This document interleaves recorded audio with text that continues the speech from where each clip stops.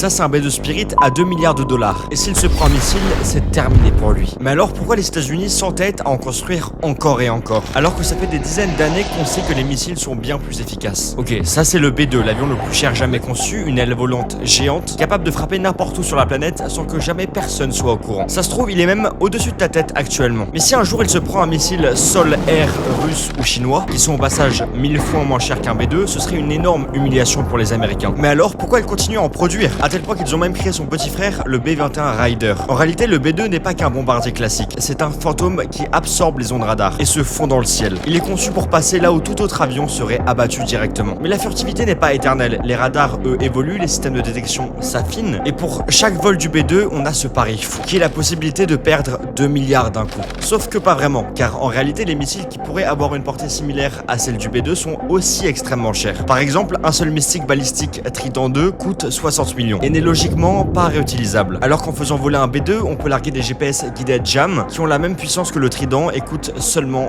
25K. Et en plus, le B2 peut même en larguer 8, ce qui le rend dans ce contexte-là 1000 fois plus rentable qu'un missile balistique classique.